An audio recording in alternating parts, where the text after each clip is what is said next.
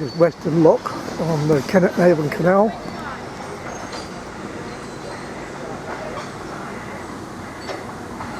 And of course this canal will take my beams. And we're about a mile or so west of the city of Bath, where the canal drops down into the river.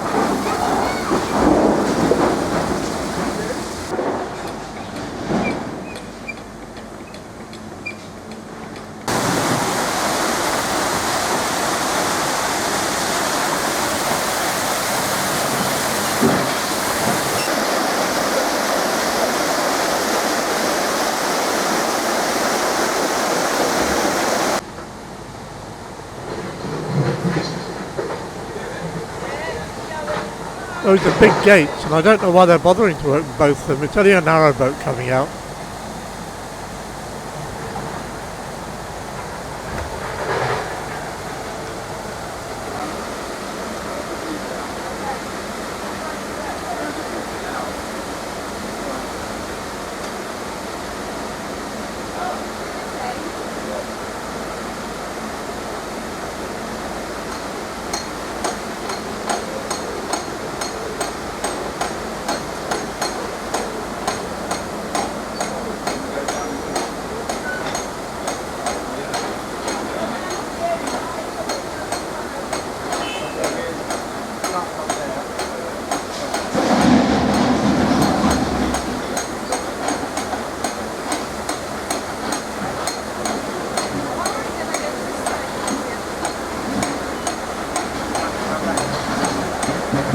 Love the volley.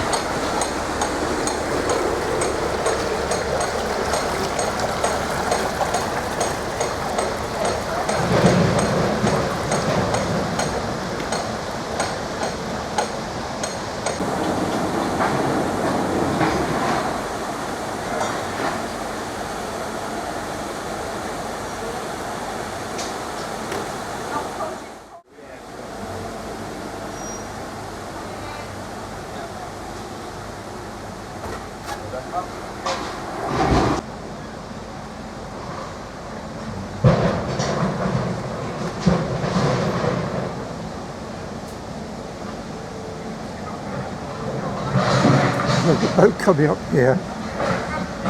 I'll have to curse you a bit because these people have just closed the gates. If they'd left them open, it could have gone straight in. Never mind. You just have to be a bit quicker next time.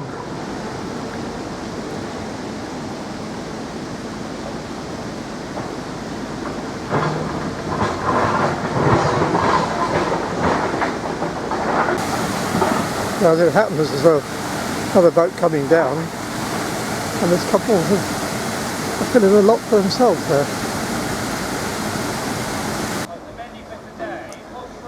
They're interesting looking tugboat. Lads here having a holiday, calling it the birthday week. One of the lads is going to be 21 on Thursday. Well, you can walk all the way into the city from here quite easily.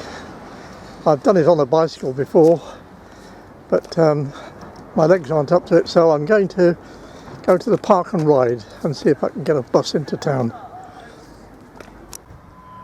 I went to the park and ride, the height barrier, 6'6", and I did a lot more than that. So there's a pub next to it.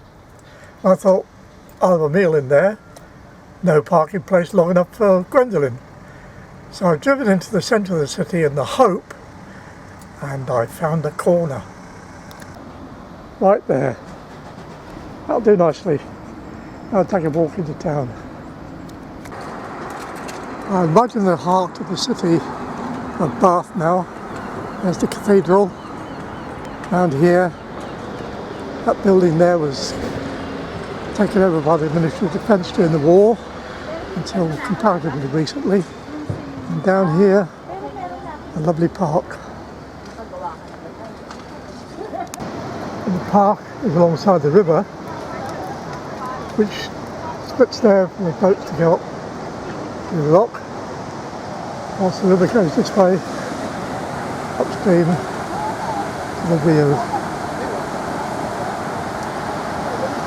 If you're ever coming through Bath, it's definitely worth a stop. And a long queue here waiting to go on this little pleasure boat. And the next sailing is at 2 o'clock in 20 minutes time. I wrote the time. And what a Saturday.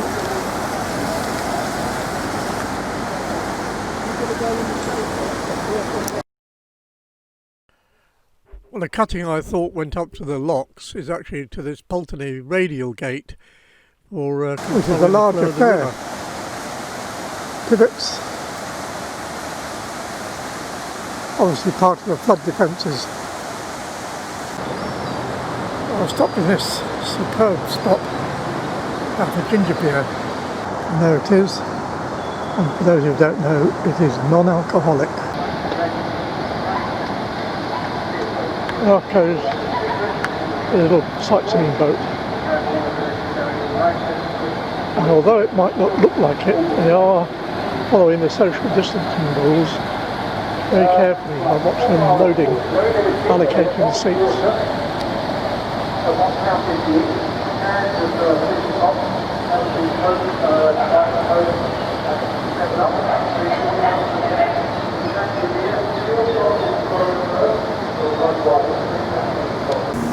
When I got back to the van, I then realised I was actually quite close to the river. So I'm assuming that the canal goes off somewhere up there. We'll take a walk and have a look. There's a boat coming down, so the lock must be somewhere up that way, but my legs are not going to take me any further, I'm afraid.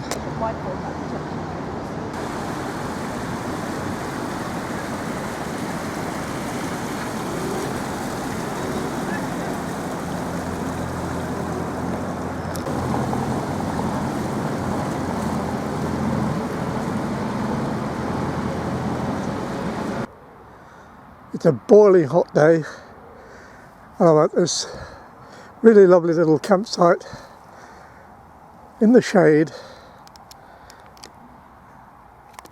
A handful of static caravans and a few stored ones there, and it's £13 a night with electricity, and I, at the moment, am the only one here. And it's 20 past 3 in the afternoon. And I've got the Coca-Cola,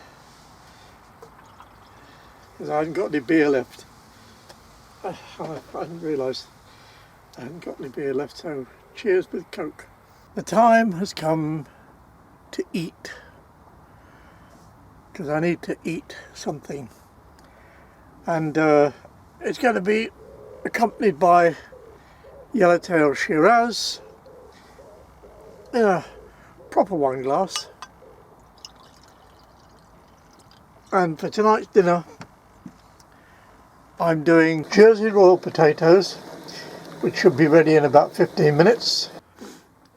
And while I'm waiting, I'm sitting out here and they're looking up at that very interesting looking cloud, and it's coming this way, I do believe. Oh dear. I reckon if you're in a glider you get a good lift out of that cloud. But you're not in a glider, so what are you having for dinner? Right, well, I've got this bistro salad, which I'm going to have a fair dolloping of, and that should go down nicely with the potatoes. Plus I'm going to have some Yorkshire cured ham, and it looks rather nice. I shall use my fingers because I'm here alone, doesn't matter. Make that nice, and I've saved a couple of slices for tomorrow, make a nice sandwich. There we go. And that will be coated in salad cream. Good. So the Jersey rolls are ready. I'll get those on there.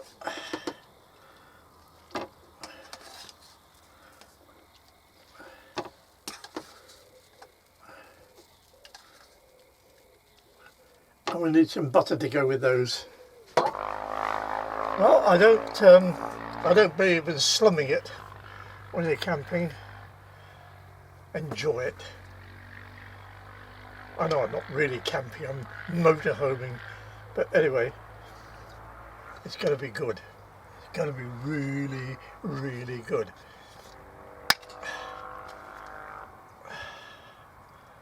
Oh yes, look at that.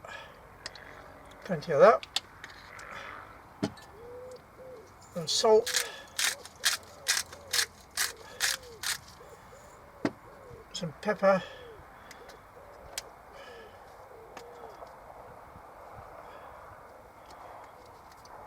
And some mustard.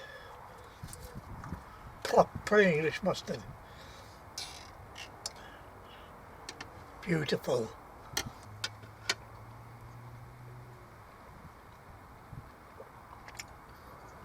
That is good.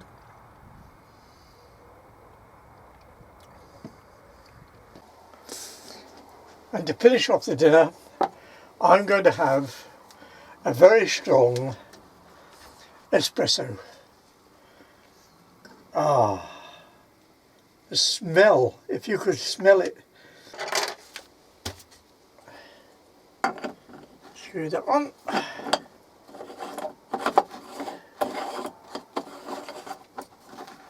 Nice and tight. And get it on the hob.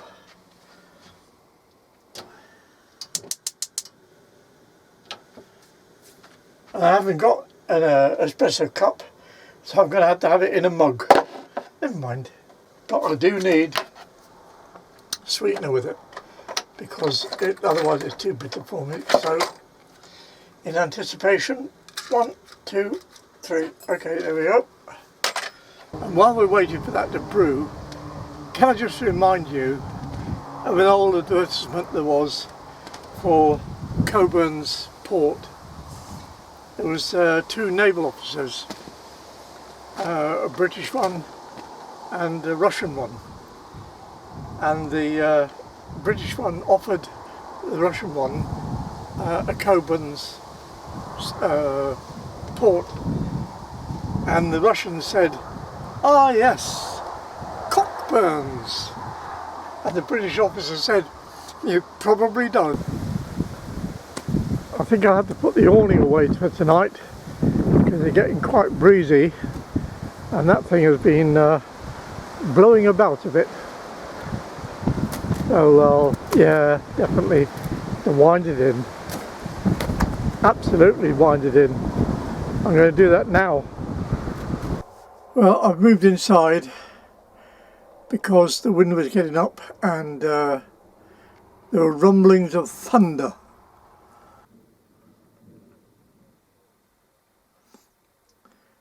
Well, I don't know whether you heard that on the video, but there's just been a rippling of thunder. Ah, what a funny day.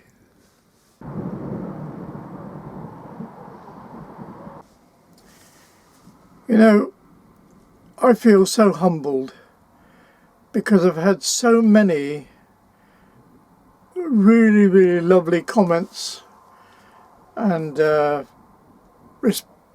responses to my videos, and I don't really feel I deserve them. 99.9% or even higher than that were positive, but there was one which was negative, and I'm sure he'll know who he is. And the trouble is, he was probably right, because he said At your age? Really? Can you do all those things? And I thought back to two things. I watched a young lad on the Tardebigge flight struggling to turn one of the handles on the sluice gates. And today, after I'd had my ginger wine, I departed that restaurant and I was climbing some steps up to the road level, and a young lad came rushing past me and he bumped me hard, like that. And I stumbled and I fell against the balustrades, and there was a young couple coming down and they said, are you all right? And I said, yeah, I think so. So they stood there for a while and made sure I was okay, and I carried on upstairs. And when I got to road level, I stumbled again, and I wasn't all right. I fell against the wall on this side. And this is the shoulder that was damaged some years ago. And now it's really painful. If you watched my earlier videos, you will have seen that I couldn't get my bicycle onto the roof rack, not the roof rack, on the rack at the back of the van. Well, I devised a way of doing that. I bought a small block and tackle and managed to lift it up. But I have to wonder, because it's painful, really, really painful. And with my wife still working, I was going to do much of the cruising, this is the plan, solo. So tomorrow, what I'm going to do, I'm going to find a lock where the sluice handles seem a bit tough, hard, and I'm going to ask if I can have a go. It took over, when I damaged my arm the first time, it took over a year before I could get any real proper movement back in it. And it feels the same as it did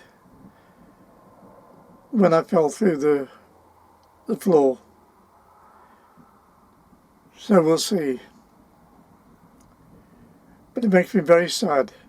And at my age, you might be wondering, why the fascination with narrowboats?